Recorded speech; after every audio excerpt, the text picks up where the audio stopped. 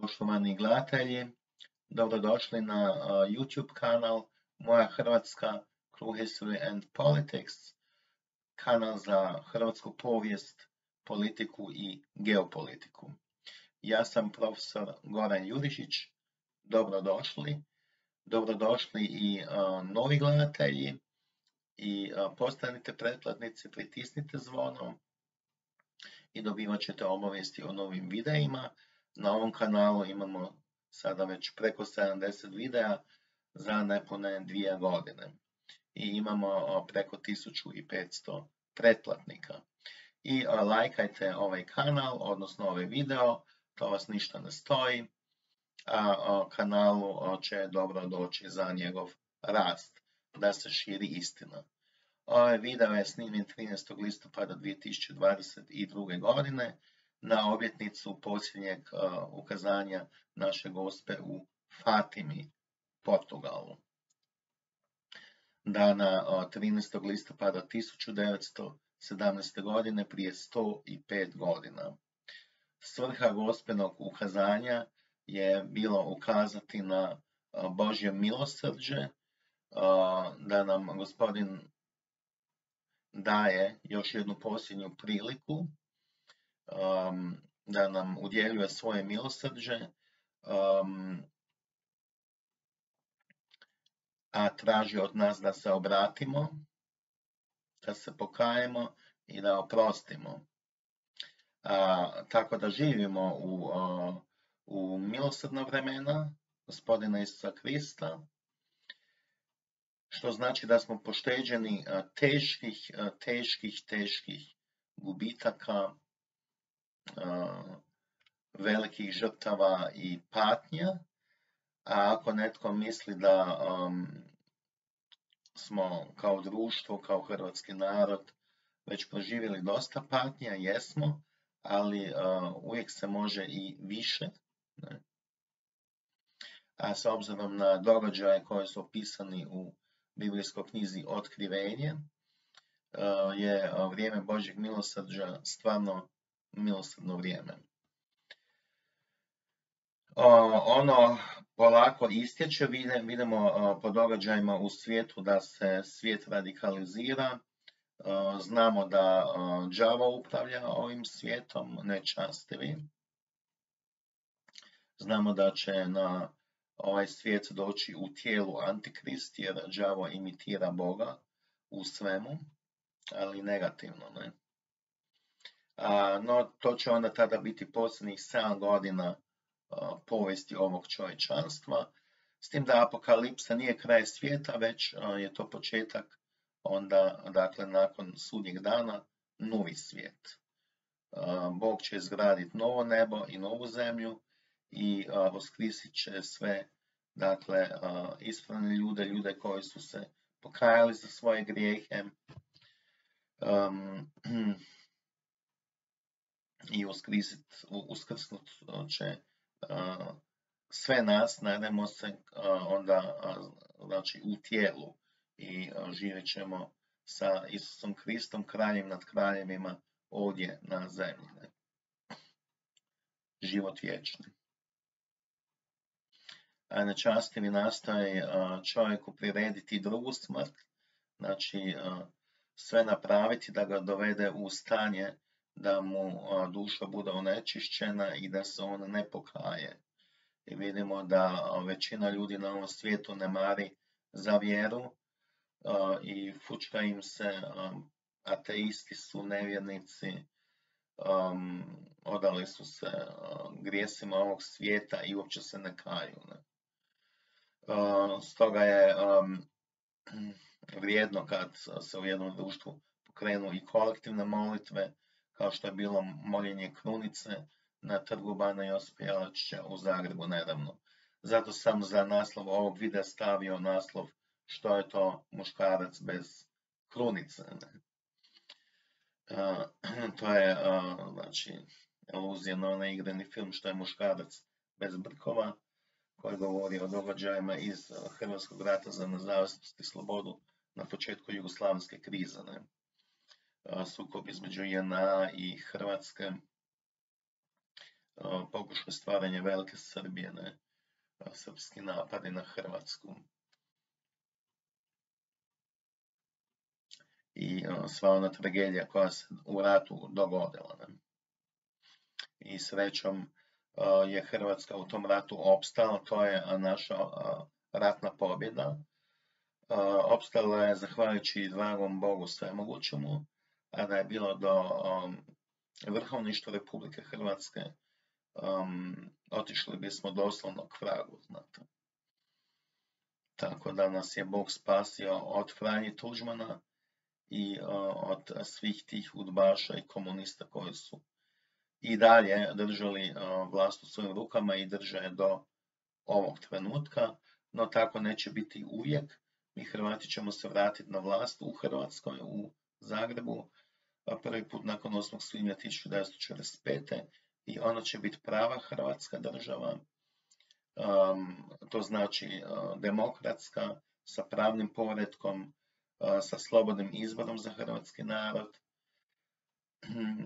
država u kojoj će se poštivati ljudska prava i prije svega naravno Božji zakoni iz kojih ljudska prava i proističu. Govorit ću u ovom videu i o istini i o strahu i najavljujem i svoju novu knjigu. Pri tome ne mislim na novu knjigu koju sam objavio ove godine u svibnju mjesecu. Znači ovako još jednom pokazati. Urata protiv svjetskog mira prešućeno zlo kroz povijest. Ona ima 760 stranica i to je moje životno djelo. U njoj se, dakle po samom naslovu možete vidjeti o čemu se radi. Urota protiv svjetskog mira. Znamo da urotu radi đavo i o tome se i radi u ovoj knjizi. Đavo ima svoje pomoćnike među ljudima koji svoju dušu prodaju vragu. To je jasno svakom vjerniku. Tako da to ne moram posebno objašnjavati. Ja sam onda pratim u knjizi cjelokupnu, dakle, povijest čovječanstva do današnjih dana. Ima jako puno zanimljivih detalja, informacija, pa i nekih novih informacija, naravno. To je jedinstveno djelo koje u Hrvatskoj kao takovo, koliko ja znam, ne postoji. I Bogu hvala da sam tu svoju knjigu uspio objaviti. Možete ju naručiti preko e-maila hrcentar.izk@com.hr.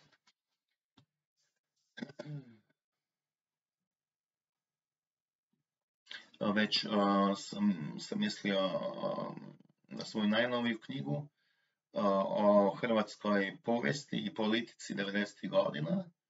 Znači, u toj knjizi koja je već praktički gotova u rukopisu, zato i nisam jedno dulje vrijeme se javljao sa novim videima, odnosno nisam snimio nove videe jer sam svakodnevno, dakle, radio i radim na toj knjizi koja će biti vrlo kvalitetna, skrepljena sa izvorima, sa vrlo važnim povijesnim činjenicama iz 90. godina koje su u Hrvatskoj danas i posljednjih 30 godina cenzurirane, nalaze se pod protuustavnom cenzurom.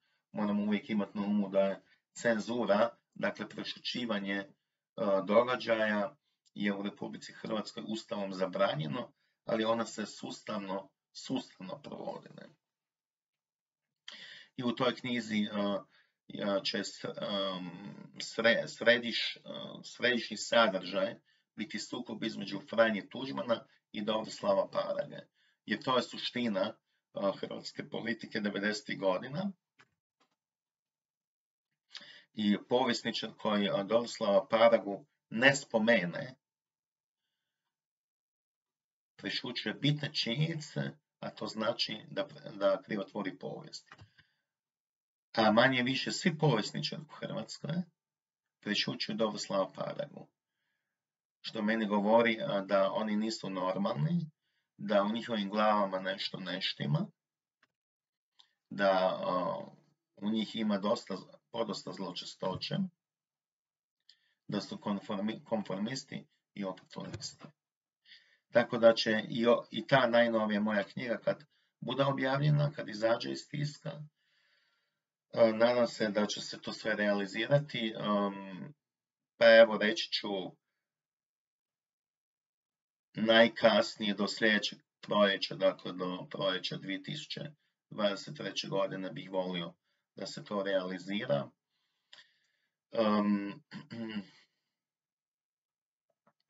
Evo sad mi na pamet padaju sponzori, znate, vrlo rado ako netko postoji, može mi u tome pomoći. I zahvaljujem se na svim donacijama. Primijetio sam da postoje ljudi koji iz mjeseca u mjesec mi uplaćuju donaciju, na čemu im se srdačno zahvaljujem.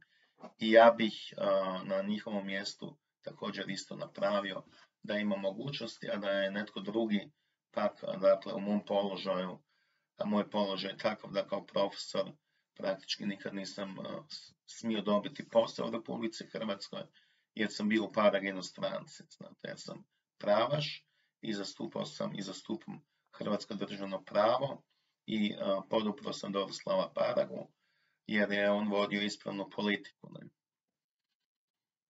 A Franjo Tuđman je njega i njegove ljude proglasio državnim neprijateljima. I tako sam ja dobio 3 puta u 3 navrata, dakle, otkaz kao mladi profesor prije, evo sad će se navršiti 20 godina kad sam zadnji put dobio otkaz i 25 godina kada sam prvi put dobio otkaz. I ja više nisam mogao dobiti posao kao profesor, znate, kao profesor možete raditi u školi. Ja sam završio znači povijest i germanistiku na Filozofskom fakultetu Sveučilišta u Zagrebu, nastavnički smjer. Dakle, ja sam osposobljen da radim kao profesor u školi, u gimnaziji, u srednjoj školi ili u osnovnoj školi isto, ali prije svega u srednjoj. Ili na fakultetu bih isto bio mogao biti predavač, znate, bez problema. Znanje imam, volju imam, ali mi nikad nisu dali niti dopustili. A kad sam bio u sustavu školskom, su me izbacili van iz politički motiviranih razloga. I nikad nisam mogao dobiti posao, tako da ja uopće nemam radnog staža, praktički, ne znam, oko 2 godine možda je to. Ja neću imati nikakvu mirovinu u svom životu, a ja ju od ove Republike Hrvatske i ne trebam, to je za mene zločinačka država, ne samo promašena, znate, kako je Dorislav Paraga ovo ljeto, prošlo ljeto u Globusu to i rekao ispravno. No, to je zločinačka država, ona uništava ispravne ljude, u Republici Hrvatskoj cvjetaju narcisi, razni idioti, znate, i zločesti ljudi, umišljeni, oholi, a propadaju dobri ljudi. Ne? I mnogi dobri ljudi su umrli od muke, znate, umire se od muke, da. Jer nisu mogli sve to više podnijeti, niti psihički, niti fizički. A mnogi su i likvidirani, imamo preko 30 politički motiviranih ubojstava nad pravašima, u Paraginoj stranci, sve to nije normalno, znate, to sve govori o tom zločestom i zločinačkom Tuđmanovom režimu. Republika Hrvatska provodi abortuse po zakonu, znate, tako da je ona i po tome zločinačka država, da ne biste mislili da ja sad tu vrijeđam Republiku Hrvatsku ili ja ju ne mogu vrijeđati jer ja Hrvatsku državu volim, samo naša država je oteta, ona je na neki način i ukinuta, hrvatski narod je ostao bez suvereniteta, kao bez, dakle, s gačama na štapu je ostao. O svemu tome ja govorim u svojoj najnovijoj knjizi, neću sad još spominjati naslov knjige, iako je naslov već utvrđen, ali eto. U svakom slučaju će naslov biti dobar i privlačan i u samom naslovu ili u podnaslovu knjige će stajati da je Franjo Tuđman znači, veleizdajnik, ne? I sama knjiga govori o Tuđmanovoj Hrvatskoj, koja je zapravo trebala postati Vukovarska Hrvatska, ne? Pravaška Hrvatska. Dakle, Hrvatska. Ne? A nije, nego je ostala ta Tuđmanova Hrvatska, koja je udbaška, partizanska, znate, lopovska, izdajnička. I u Republici Hrvatskoj pošteni ljudi, još jednom naglašavam, propadaju i venu, a cvjetaju narcisoidni, oholi, bahati, lopovi, ubojice i lažljivce. Znate. Znači, ta Tuđmanova Hrvatska je sotonistička Hrvatska jedna. To nije Hrvatska. To moramo znati. To je moje mišljenje. Što vi mislite? Imate pravo na slobodni izbor koji vam je Bog dao. Znači, kad spominjem taj slobodni izbor koji nam je Bog dao, onda ću samo ukratko objasniti. Imamo dakle situaciju u rajskom vrtu Eden na zemaljskom krugu, kada je Eva na nagovor zmija, a zmija je instrumentalizirana od đavla, jela plod sa zabranjenog stabla, sa stabla s kojeg joj je Bog zabranio, njoj i njenom mužu Adamu, da jedu plod. Ne? Ona je poslušala zmiju i upoznala je zlo. I onda je Bog, stvoritelj, naknadno autorizirao njen slobodni izbor i njenog muža Adama i Eve. I mora je onda praktički izbacio ih je iz rajskog vrta i znači oni su kroz taj čin što su jeli sa zabranjenog, što su jeli plod sa zabranjenog stabla, upoznali zlo svojom vlastitom voljom. I zato je Bog naknadno ima autorizirao taj slobodni izbor da upoznaju zlo.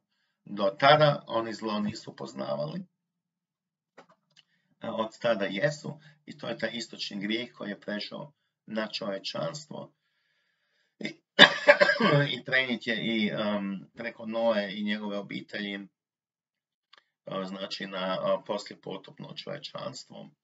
Najmanje, s tim da su najmanje je žena jednog Novinog sina potječe iz loze, iz kainitske loze čovječanstva, od Kaina koji je od loga.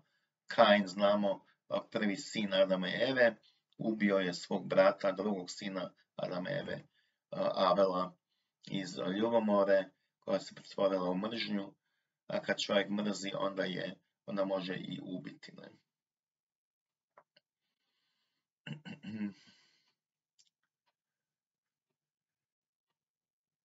Bog je znači naknadno autorizirao taj slobodni izbor.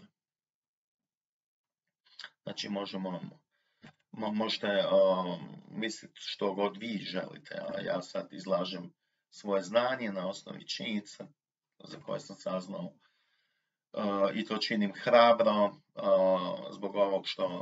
zbog svega toga što govorim.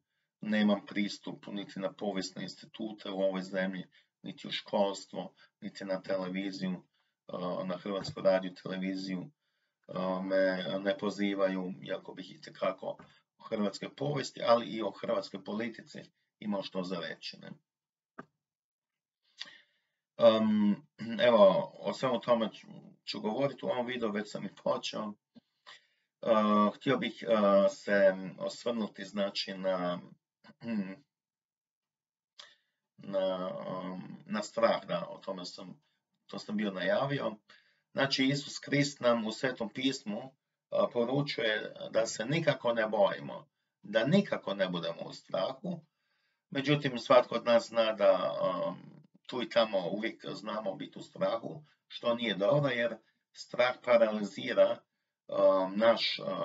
naš um i ne znamo se onda snaći, ne znamo razmišljati i jednostavno nas koči i zakoči i u takvoj situaciji koja jest opasna možemo doživjeti zlo, ne? Ako nismo budni, a kad smo u strahu onda nismo ni budni, nego smo u strahu, znači skoro smo paralizirani. A vidimo da mass mediji non stop siju strah, dakle već desetljećima, evo ja mogu to pratiti, već desetljećima mediji ciljeno siju i šire strah i paniku u društvu. Ja sam živio i u zapadnoj Njemačkoj, a ne samo u bivšoj Jugoslaviji i u ovoj Republici Hrvatskoj. I znam o čemu govorim. I navest ću sad primjer, znači kad su bili teroristički napadi na grad New York i Washington DC, napad na Twinse i na Pentagon, oni koji se toga sjećaju se i da su bili u strahu. Možda ne znaju zbog čega su bili u strahu, ali su u svakom slučaju im je strah povećan medijskom propagandom. Znači, mediji su sijali strah i paniku među stanovništvo da ono što se dogodilo onim Amerikancima u ona dva nebodera na Manhattanu koji su se urušili, pa su oni, dakle, dio tih ljudi je poginuo, to jest poginuli su svi oni koji nisu mogli izaći van. Spašeni su samo pojedine osobe koje se mogu nabrojati na prste, mislim, jedna ruka samo. Ne? Jedna žena je u svom slučaju preživjela, ne znam, na dubini od 5, 6, 7, 8 metara u ruševinama, jer se pokajala, dok je ležala nepomično među ruševinama, sjećala se cijelog svog života i vidjela je svoje grijehe, sjetila ih se, pokajala se i poželjela je i da bude spašena i ona je spašena. I to sigurno Božjom intervencijom.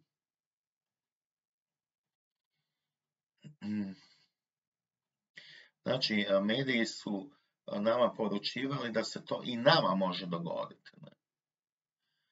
Dakle, nama se tu mogu neki zrakoplovi zabiti, iako ja u tu priču sa zrakoplovima koji su se zabili ne vjerujem, već ja znam na osnovi činjenice da se to drugačije odvijalo eksplozijom taktičkih atomskih bomba ispod nebodera koji su postavljeni tamo po generalnom urbaničkom planu općine Manhattan.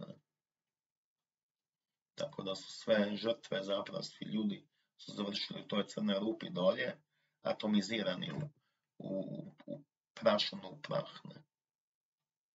No, vjerujem da će dobar dio tih ljudi, a možda i svi, znate, koji su završili u tim rupama, u toj prašini, dobiti život vječni. Jer je to jedan perfidan način oduzimanja čovjekovog života, kojeg nije čovjek stvorio, znate, niti đavo, nego Bog je stvorio život i Bog je stvorio čovjeka. Čovjek ne potječe od majmuna, nego je Bog stvorio čovjeka, prvog čovjeka Adama i njegovu ženu Evu.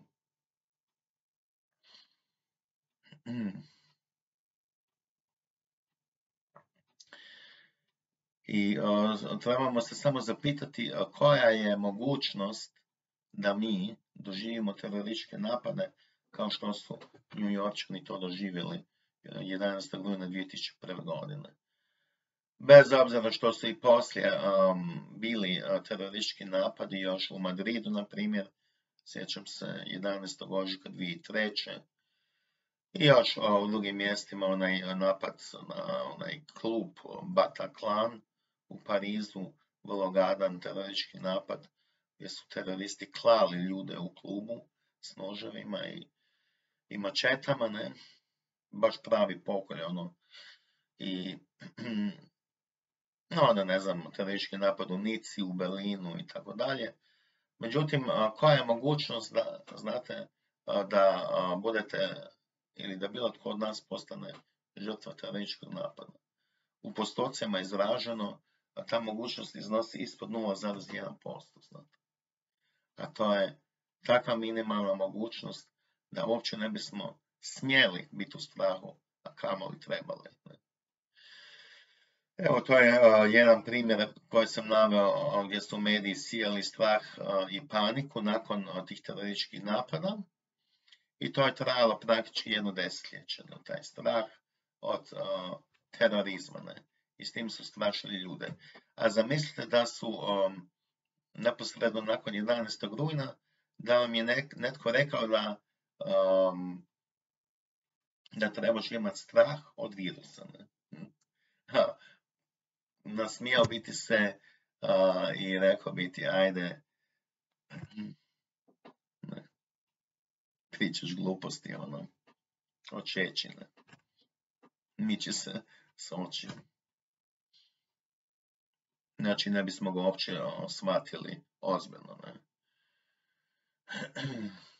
A imali smo nedavno, početkom ove godine, je naglo prestala pandemija, proglašena pandemija, koja je inače nedavno tek službeno.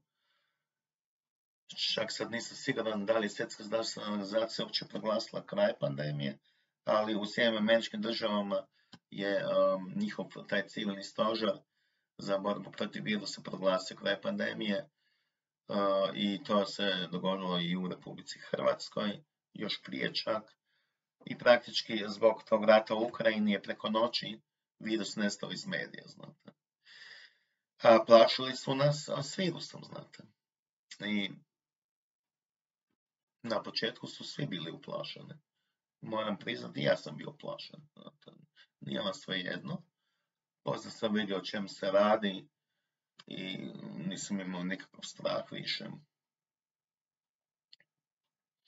I zamislite da vam je za vrijeme koronavirus krize netko došao i rekao da trebaš imati strah od terorizma, a ne od virusa. Opet biste mu se nasmijali i ne biste ga uopće uzeli za ozbiljno. Tako, ne. Jer sad trebaš imati strah od virusa, ne od terorizma. A prije 20 godina si trebao imati strah od terorizma, a ne od virusa. Evo, znači, hoću reći koliko je to zapravo relativno, koliko to čak smiješno ili bilo bi smiješno da nije tragično. Ne?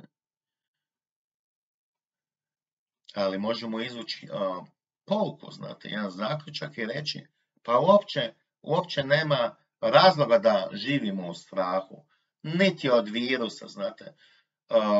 Koliko je ljudi umrlo od virusa? Ne samo ispod 1%, nego ispod 0,1% ljudi na cijelom zemaljskom krugu je umrlo, eto, s virusom, kako su govorili na televiziji, da se umire s virusom. Ne? Strukturu virusa nam nisu nikada pokazali, znate.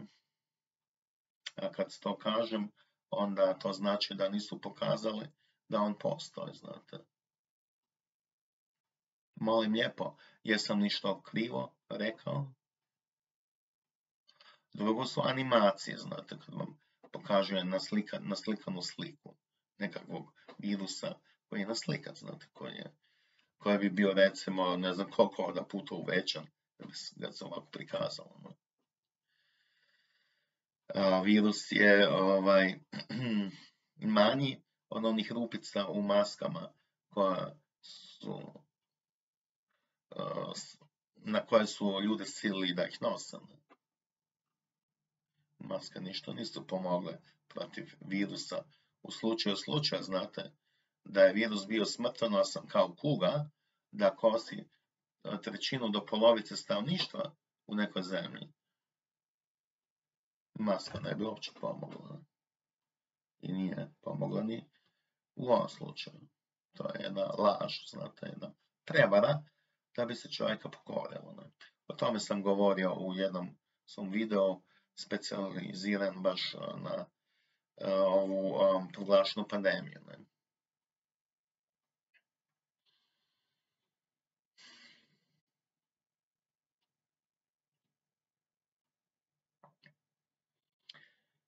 No, eto, moram reći da su mi jedan video uklonili iz takozvanih medicinskih razloga. Zadnji puta, ne. Sad bi kazna negdje, kažnjava me se, sam nešto loše napravio. Kao ono u komunističkoj Kini, nekad kritizirate onog njihovog diktatora Xi Jinpinga i dođe vam policija kući i odvede vas u logor. Ajde, marš u logor s tobom. Ne? Nemaš ti tu šta kritizirati našeg dragog vođa. Ne? Nije za vrijeme proglašene pandemijske krize, te koronavirus krize, ništa dok će bilo kod nas, znate. Masovna cenzura, masovno brisanje video poruka s istinom, znate, i tako dalje. Eto, znači, ne moramo imati straha od virusa. Ja se nadam da sad nemamo više straha od virusa. Ja se nadam da nemamo straha od terorističkih napada, znate. Samo se zapitajte koja je mogućnost da postanete žrtva terorističkih napada. Evo, izrazimo se u postotku. Je li to 0,1%? Ne, ja bih rekao 0,01% ili 0,001%. Pa koja je to mogućnost? Gotovo nikakva, znate. U jednoj teoriji da, ali teorija nije stvarnost.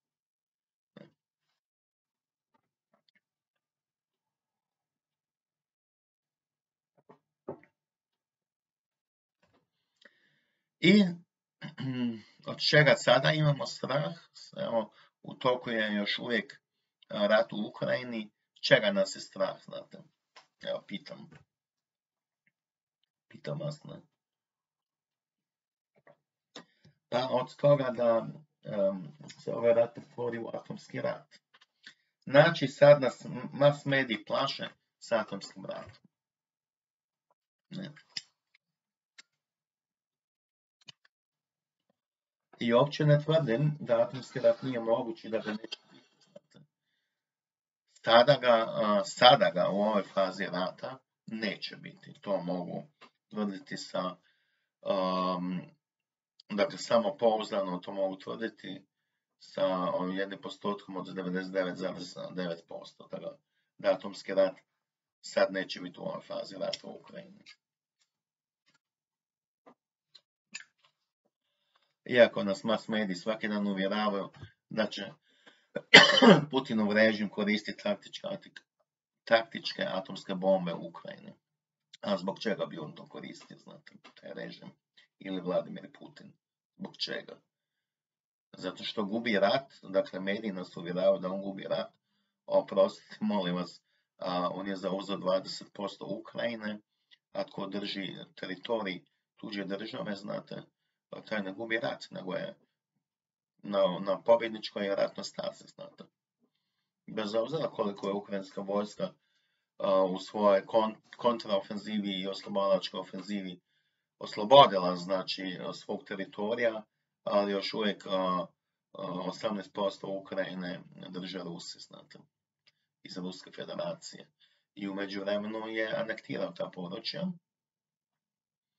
I kako on onda gubi rat, znate. To su gluposti. Ali eto, uvjeravaju nas i plaše nas. I sad smo mi svi u strahu da ćemo postati žrtve atomskog napada, da će se to sve proširiti i po cijeloj Europi će frcati atomske bombe i sad ćemo svi izginuti. Ne?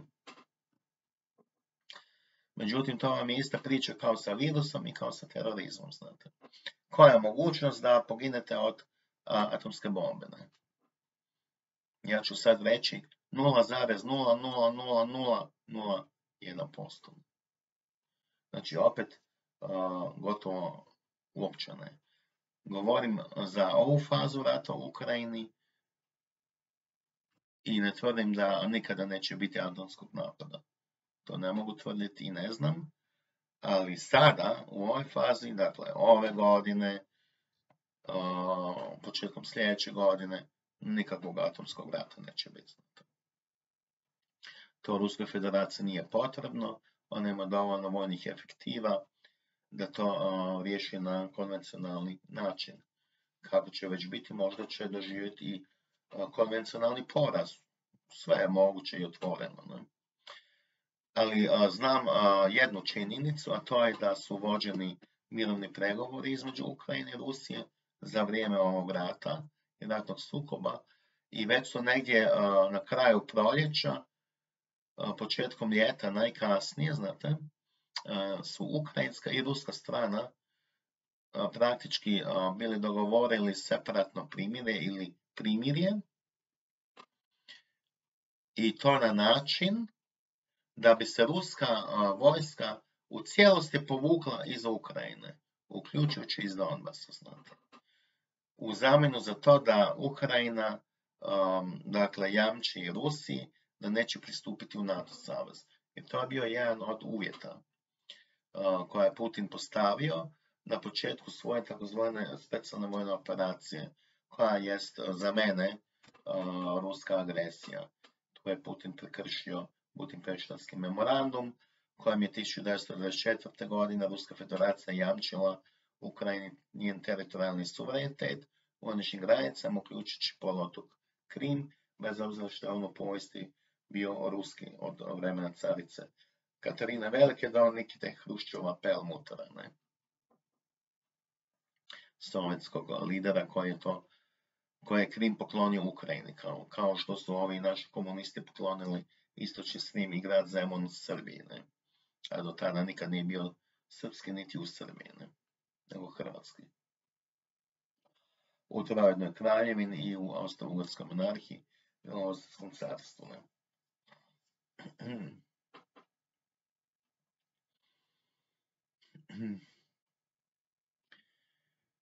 Znači, Ukrajinci i Rusi su postigli dogovor da će se ruska vojska povući iz Ukrajine u cijelosti iza granica, dakle,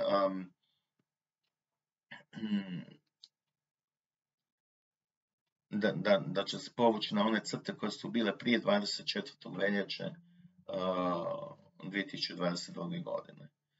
Iako ne iz Krima, ali iz ostalog dijela Ukrajine.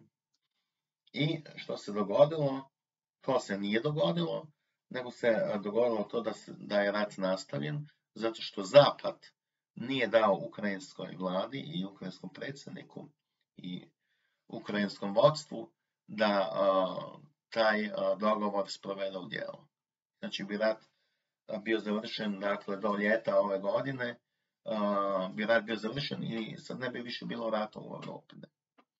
Evo, to je konkretno, moj izvor je jedan njemački general, bivši glavni inspektor njemačke vojske Bundeswehr, koji je sad u mirovini, ali je stručnjak i zna o čemu govori. I ne samo on, nego i izvori iz Amerike također govore da je takav dogovor između Ukrajine i Rusije zaista već bio na pomolu da bude sklopljen, da bude stavljen na papir i potpisan.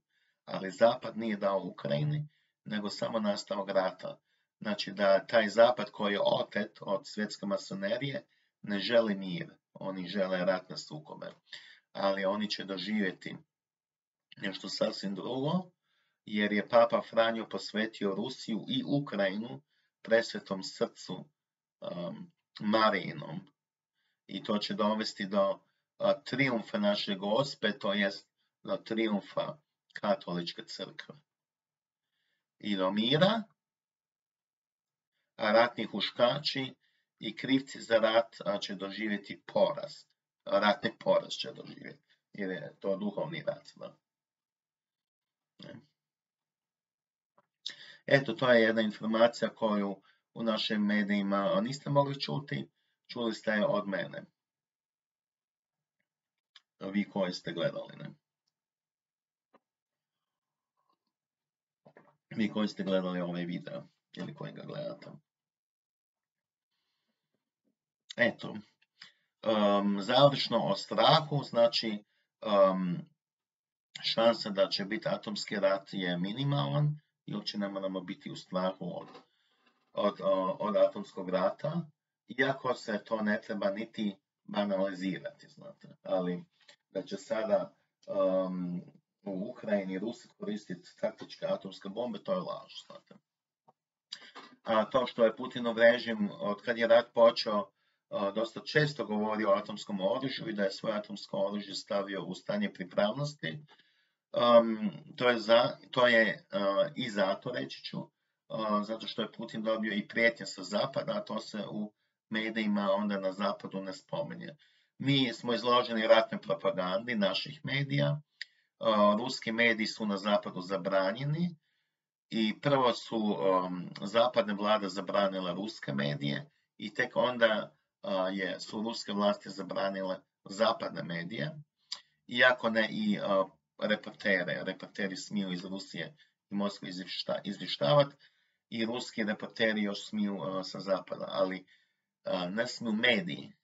Dakle, Russia Today i RT je protjeran iz Amerike i iz Europske unije, to jest iz Njemačke, Francuske i drugih zemalja. A Deutsche Welle i slični mediji su protjerani iz Moskve. Recipročno. Čist račun, druga ljubav, što se ono kaže. Znači, nema straha od atomskog rata, kao što nema straha od virusa, kao što nema straha od terorizma.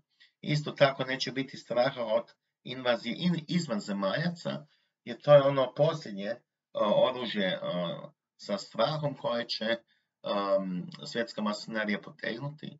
O tome još govorio Wernher von Braun, njemački raketni stručnjak iz Trećeg rajha, otac prve balističke rakete V2 i one američke rakete s kojom su navodno putovali na mjesec, iako ne vjerujem u tu priču o putovanju na mjesec. Ali to je opet moje. Znači, jednostavno, svaki čovjek si treba svoje vlastno mišljenje stvoriti, čujete, i vi si stvorite svoje vlastno mišljenje, ne morate meni uopće vjerovati, nego provjeravajte ono što ja kažem, jer ja isto mogu pogriješiti. No, ne vjeruj sve što misliš.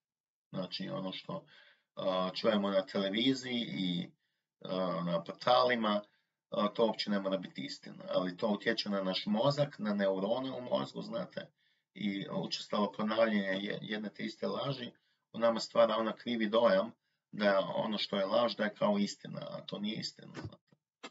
Stoga ne vjeruj sve što misliš, nego provjeravaj, ne. Nadam se da sam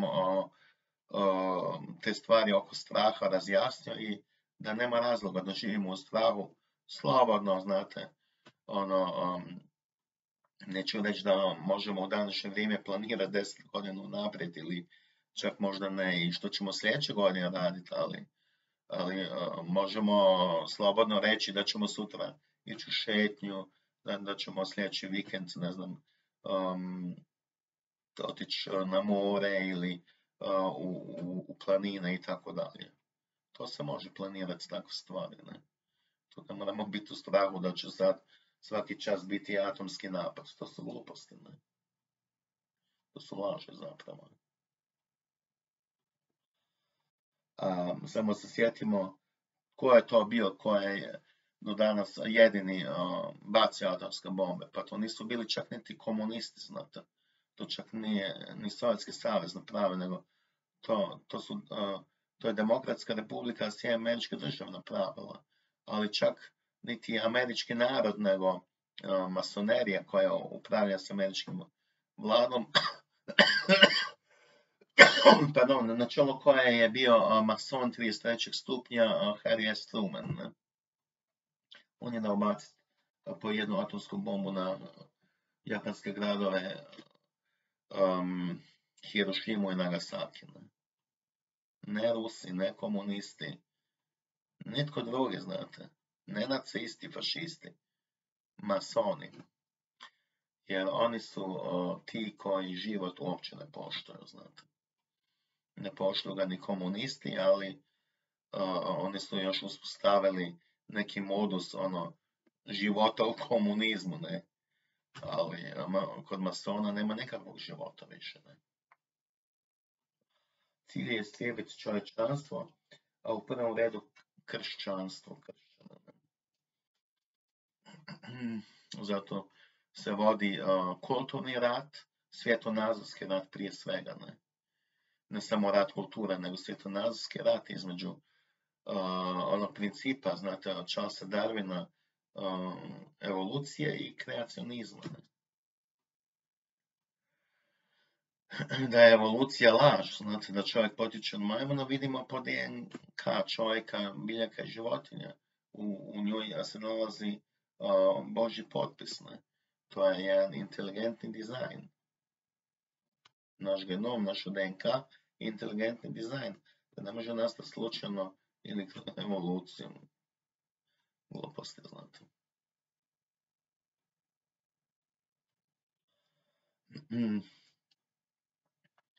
Evo, onda smo imali, kad sam spomenuo rat u Ukrajini, Sjeverni tok i nedavno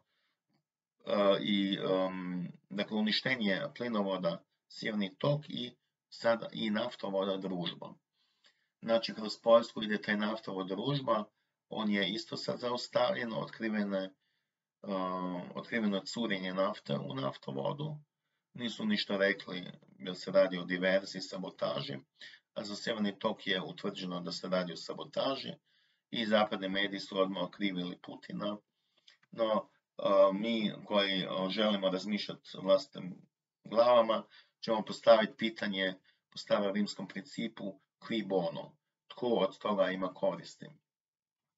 Ja ću reći da od toga uopće korist nema njemački narod, niti ruski narod. Od toga korist nema Putinov režim, jer je postojala mogućnost da i dalje ili da uopće bude uspostavljen Sjeverni tok 2, a shodno tome onda bi se povećale ruske zarade, ne, izvoza plina u Njemačku.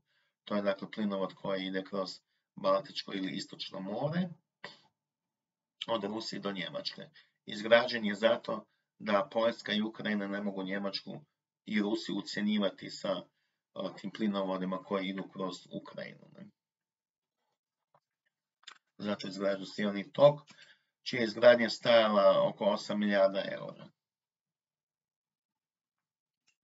Sad je on uništen, iako je Putin baš nedavno rekao da Sjeverni tok 2 se može još uvijek uspostaviti i Europa može dobiti plina preko Sjevernog toka 2, što bi značilo da on onda nije uništen ili da su postojale paralelne cijevi, pa je možda samo jedna cijev uništena. Evo ne znamo. Putin je u svakom slučaju tu javnu ponudu ostavio, znači, u javni prostor Europe, s tim da je Europska unija uvela sankcije zbog ruske agresije na Ukrajinu i rekli su da ne žele uvoziti više rusku naftu i ruski plin, nego američki plin koji je 7 puta skuplji, taj ukapljeni plin je 7 puta skuplji. Znate. I sve druge mogućnosti uvoza energenata, što nafte, što ugljena i tako dalje iz svijeta u Europu, to je sve skuplje od uvoza ruskog plina i nafte. Znate, Ukrajina nije u članstvu Europske unije, Ukrajina nije u članstvu NATO saveza, a Europska komisija Europske unije i vlade zemalja članica Europske unije i američka vlada, vlada Australije i Kanade, znate, i Velike Britanije, su se tako postavile kao da se mi nalazimo u ratu protiv Rusije, znate. To uopće nije istina, ne? Jeste da NATO zemlje isporučuju oružje u Ukrajini. Kad vi isporučite oružje, niste više neutralni, ne? Ali te sve te zemlje koje isporučuju oružje nisu ni rekli da su neutralne, nego one su članice NATO saveza. Rusija ih je proglasila neprijateljskim državama, kao što je i Republiku Hrvatsku proglasila neprijateljskom državom. S tim da su nam tu Rusi dali kompliment, jer su rekli da je Republika Hrvatska država, a ja tvrdim da više nije država, nego da smo mi jedna crvena banana republika, znate. A dobro, držimo se formalnosti, kao eto, nismo još uvijek država.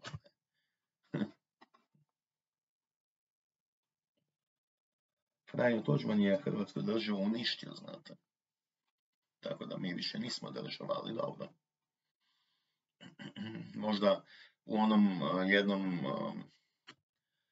smislu država postoje, ali je potpuno oteta, nema više svoje granice, ilegalni migranti je gaze kako god žele, znate, a vi kad idete putničkim zrakoplovom vas pretresu na aerodromu kao da ste terorist, znate. Ili kad prelazite državnu granicu s automobilom, morate pokazati putovnicu, gledaju vaš auto, vaš gepek, stvari, sve, a ilegalni migranti mogu u svojoj torbi i puškomitraljeze prenositi i noževe i tako dalje, njih se uopće i ne gleda, niti se od njih traži identifikacije, putovnice, bilo šta, znate. Nego ih se pušta u zemlju, tako da je to ne samo nepravedno, nego to govori da bi nam se sve lampice u glavi trebale upaliti i da vidimo gdje mi uopće to živimo, znate, i šta se to oko nas događa.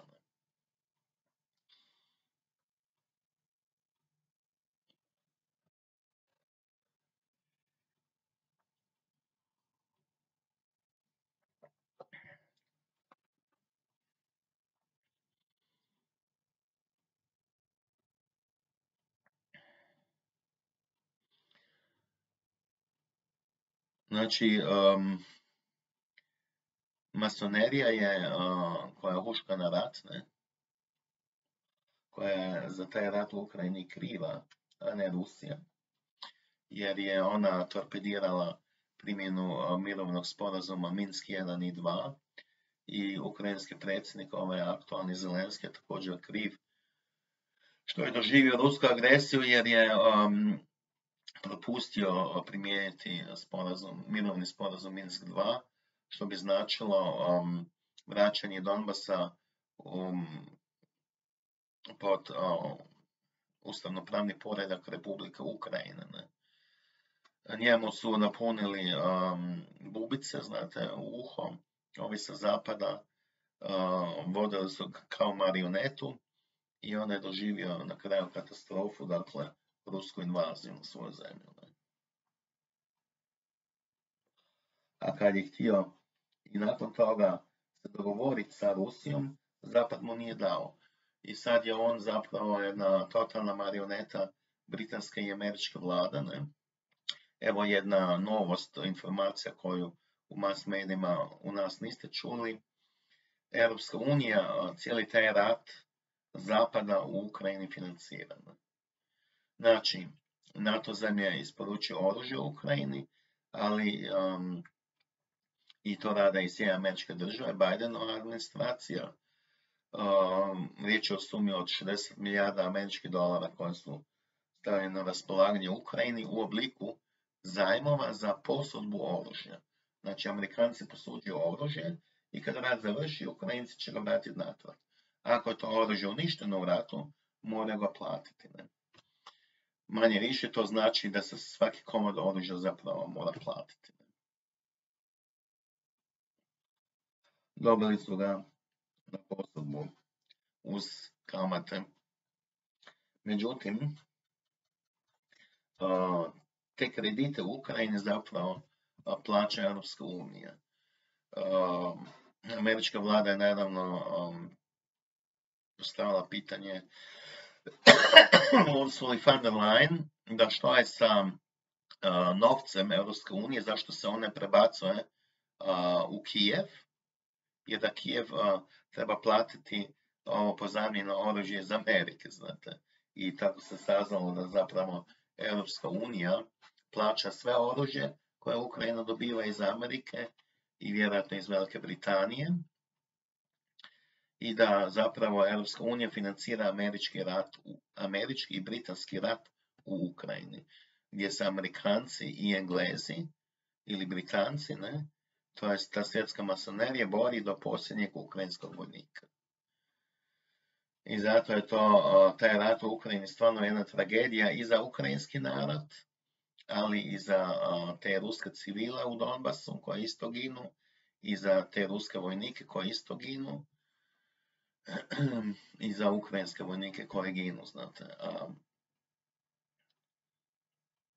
Ovi koji iza kulisa politike vuku konca, znate, njima se ništa ne događa, barem ne za sada, ali je dobro znati otkud puše vjetar, Znači, Europska unija financira kompletno američki i britanski ili anglo-američki rat u Ukrajini protiv Rusije. A predsjednik Biden je na početku ruske invazije jasno naznačio koji je američki cilj rata u Ukrajini: poraz ruske vojske. Zato Englezi i Amerikanci nisu dozvolili Zelenskom da sklopi separatno primirje sa Ruskom federacijom. Ponavljam, Rusija je bila spremna povući svoju vojsku iz Ukrajine na početne položaje od 23. veljače 2022. godine, osim da se povuče s Krima. I Zapad je to zabranio Zelenskom. I zato se rat nastavlja. Tek toliko da znamo, znate. Eto. To je sve naravno svinjarija, To bi trebalo nas potaknuti, znate, da prerežemo konce marionetama u Zagrebu. Oni su marionete ove svjetske masonerije. I one su nas, dakle, ta peta kolona izdajnička u Zagrebu na vlasti, nas je uplela u rat protiv Rusije. Mi smo, Republika Hrvatska je proglašena od strane Ruske federacije neprijateljskom zemljom. Znate. Mi možemo danas sutra doživjeti i rusku odmazdu. Nisam ništa krivo rekao kada to tvrdim, znate. Jer nas Rusi mogu kriviti da njima otežavamo život, da mogu nas optužiti da smo i mi krivi što u većem broju ginu ruske vojnice, nego što su oni planirali da bi ta njihova specijalna vojna operacija uopće trajala, znate. Nego se sad rat produžio i zapravo ne vidi se kraj ratu, iako iz nekoliko izvora je rečeno da Putin zapravo taj rat želi završiti. I to što prije. I da je ta djelomična mobilizacija koju je objavio, znači mobilizacija nekih 300.000 ruskih vojnika, na tom tragu zapravo, vidjet ćemo. Ali je, na primjer, sa tim napadom autobombom na Krimski most je došlo do eskalacije. I Rusi su izvršili odmazdu i raketirali su cijeli niz ciljeva Ukrajine, oni tvrde vojne ciljeve. Snimci pokazuju da rakete pogađaju i civilne ciljeve. To se može dogoditi. Odstupanje, znate, to su kolateralne žrtve.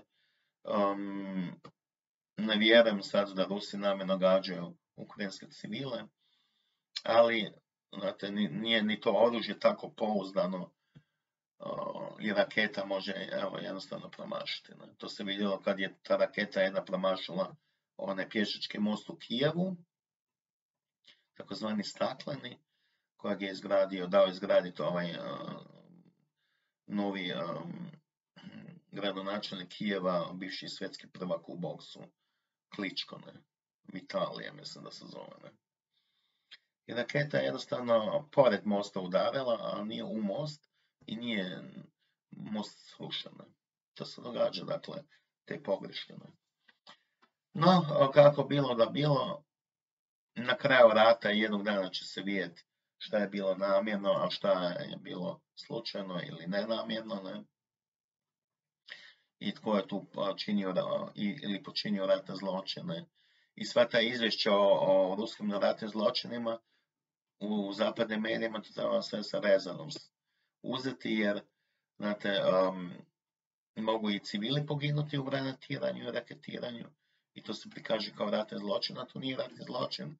Jer kad vi proglasite svoje gradove otvorenim gradovima koji se brane, znate, da vaša vojska brani te gradove, onda su oni legitimni cilj vojnih napada. Znači, sve vojne instalacije i sve što je vezano za vojnu logistiku je legitimni cilj agresora da to smije gađati po međunarodnom pravu. I kad poginu civili, onda to nije ratni zločin. To je tragedija, ali to onda nije ratni zločin, znate. Jer postoje i pravila ratovanja.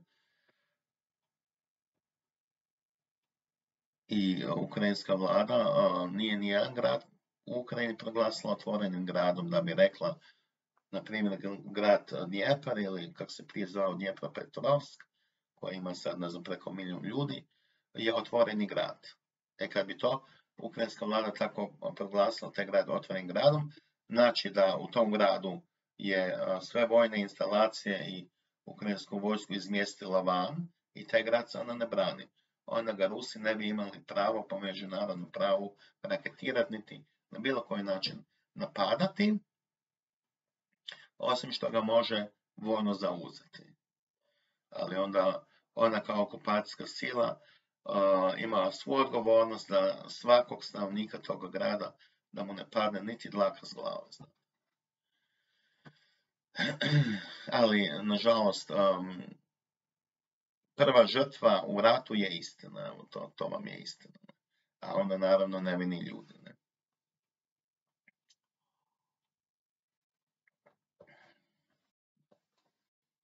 Evo, neću sad više duljiti jer smo sad sat vremena već zajedno. Mislim da sam te glavne informacije koje sam namjeravao s vama podijeliti, da sam ih rekao. Da ne moramo živjeti u strahu, da Europska unija zapravo financira anglo-američki rat i rat svjetske masonerije u Ukrajini protiv Rusije. Ne?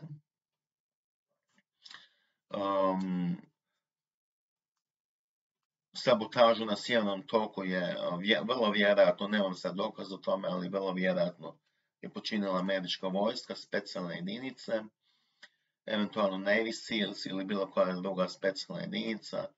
Ne vjerujem čak da je to CIA napravila, jer mislim da nemaju takve specijalističke službe, ali američka vojska to ima, jedna država to može napraviti, dok jedna teroristička organizacija za to nije osposobljena, znate, da bi uništila jedan plinovod koji se nalazi na morskom dnu na dubini od 70 metara. Ne?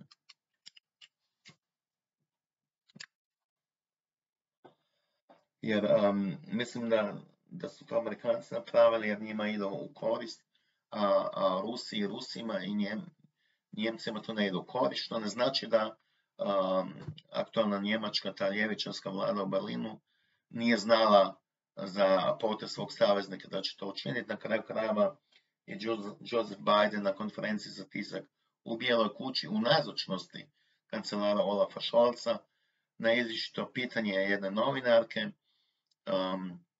na koji način on može onesposobiti sjeverni tok, jer je to najavio na konferenciji za tisak. Ako će Rusija izvršiti invaziju na Ukrajinu, da će to biti kraj sjevernom toku. On je rekao da Amerika ima načina da učini kraj sjevernom toku, tako da je praktički već i najavio taj napad na taj plinovod.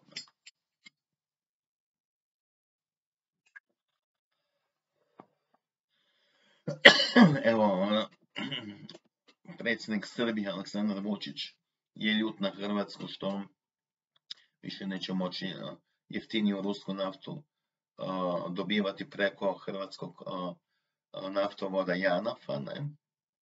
Ali Hrvatska mu tu nije kriva, to je Europska unija odlučila, a Hrvatska nema tu moć niti utjecaj da bi ikoga nagovorila u Europskoj uniji da, eto, kao na pakosti Srbiji, što Aleksandar Vučić insinuira,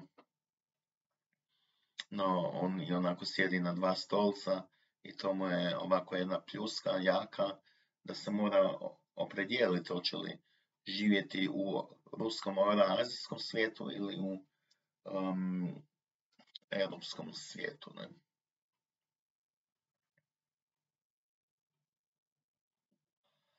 Ali eto, dobro je da je Plenkovića nazvao ustašom preko svog žutog tiska, jer je to Andrej Plenković u svakom slučaju zaslužio, pošto je on i njegovi mediji ovdje u Zagrebu nazivaju hrvatsku mladež koja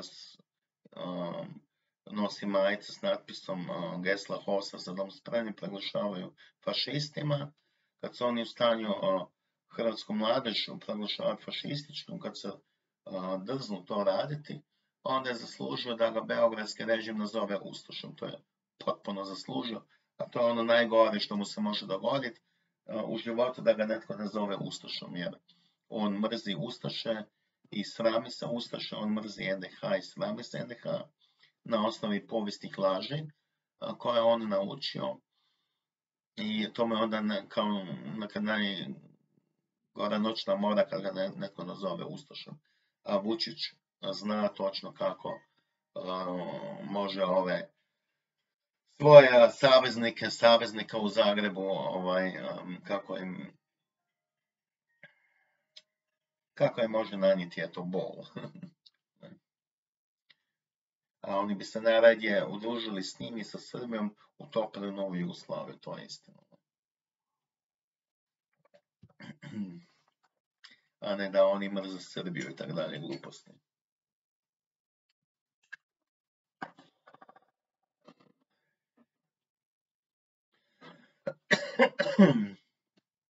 Evo, vidjeli smo i ove godine, znači nastavlja se pljačka hrvatskog gospodarstva. Jedna banda u INI, zločinačka organizacija, je ukrala preko 1 milijarde kuna. Čujte. A šta ćemo sa onih 100 milijuna eura koje plaćamo, koje Republika Hrvatska plaća godišnje zbog CO2, ne? Ja sam isto jedan od rijetkih povjesničara, možda jedini u Republici Hrvatskoj koji je javno rekao, i sad ću opet ponoviti, da je cijela priča o CO2 i klimatskim promjenama izmišljena, i to u laboratoriju sovjetske tajne službe KGB, još davno prije desetljeća, da je KGB podmetnuo lažnog disidenta Andrija Saharova, oca sovjetske hidrogenske atomske bombe, koji je glumio disidenta, došao je na zapad, znate, na zapadu u Americi objavio svoju knjigu 1968. godine, pod naslovom Moj pogled u budućnost, i tu je govorio o opasnosti od klimatskih promjena zbog CO2 navodno. I danas je ta priča od Andrija Saharova, to jest od KGB-a, postala službena politika Europske unije, Australije, Kanade, Sjedinjenih Američkih Država i mnogih drugih zemalja na svijetu, znate. A ta priča jednostavno glasi ovako, ona je naime nastala kao dugoročna komunistička strategija potkopavanja Zapada. I to je jedna vrlo jednostavna priča koja glasi iz kuta KGB-a i komunizma, mi ćemo Zapadu podmetnuti jednu lažnu priču da se oni odreknu energenata poput nafte i plina i atomske energije i da se okrenu zelenoj energiji, znači sunčevoj energiji, energiji vjetra i vodika, a da se odreknu nafte, plina, ugljena i atomske energije. A mi ćemo za to vrijeme, znači Sovjetski savez i komunistička Kina, mi ćemo za to vrijeme punom parom koristiti baš ove energente, naftu, ugljen, plin i atomsku energiju i prešišat ćemo zapad u razvoju, u ekonomskom razvoju. I to je komunistička Kina savršeno iskoristila, znate. Pa jednim dijelom čak i Ruska federacija. Ne? A zapad propada, ne? Evo, gospodarstvo na zapadu propada, a ono u komunističkoj Kini je potpuno procvjetalo i širi se po cijelom svijetu. Po tome vidimo da je ta priča od KGB-a istinita, da su oni podmetnuli zapadu jednu lažnu priču u koju su, demokratske vlade u to povjerovale da je CO2 kriv za promjene klime i da treba mijenjati energente kako se ne bi stvarao CO2.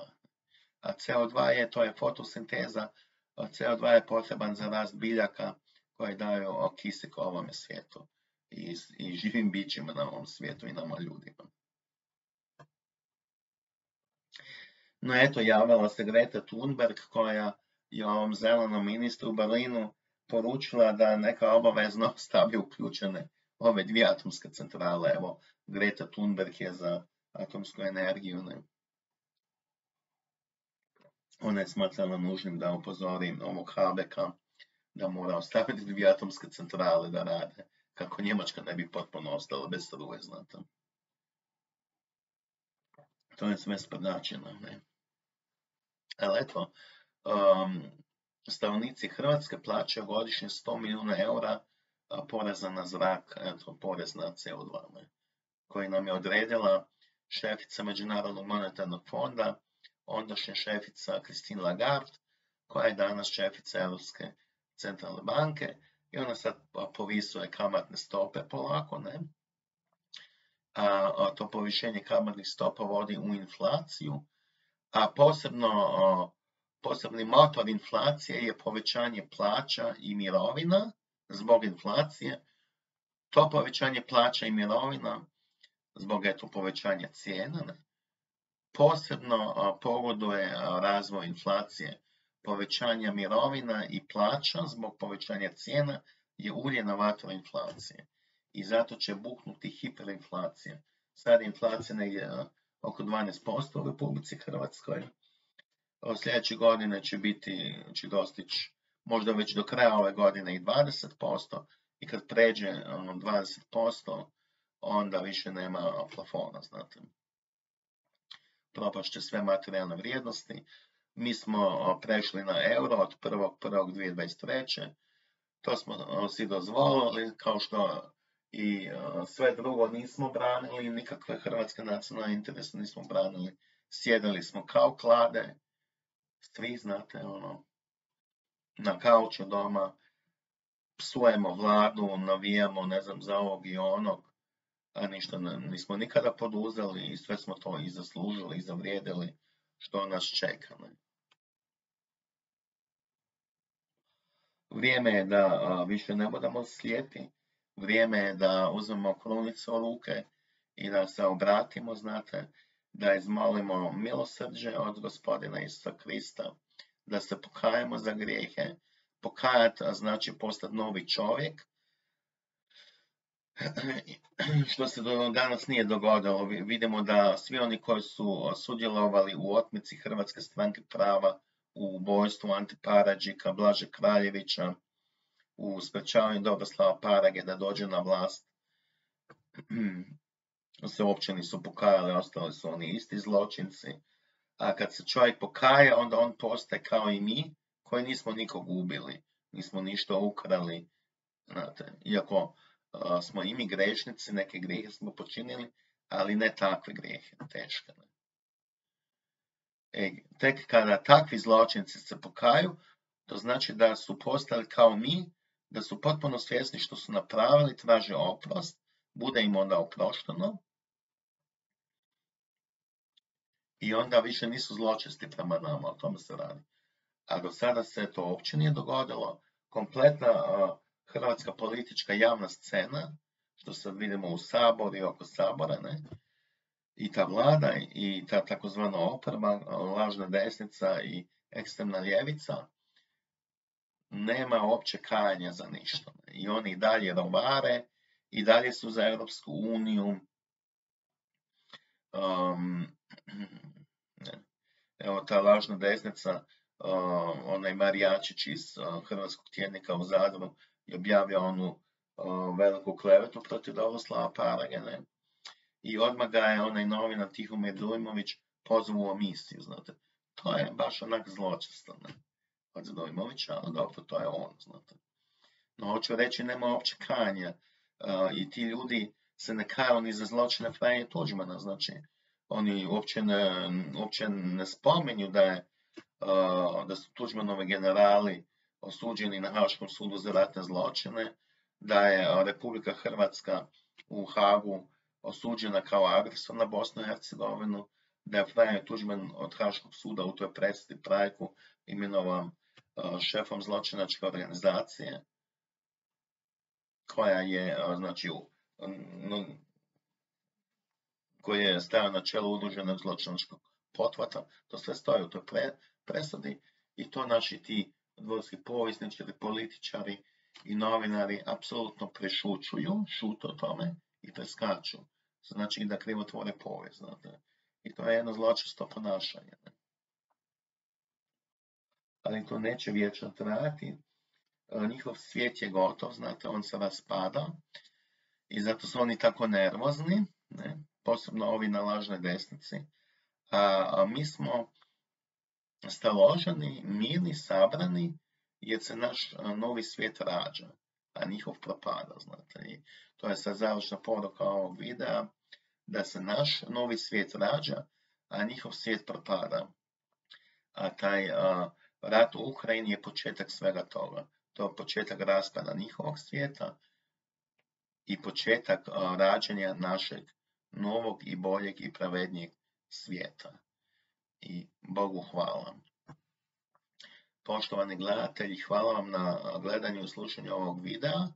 Lajkajte i dijelite, šerajte, postanite pretplatnik, pritisnite zvono i vidimo se u sljedećem videu. Doviđenja.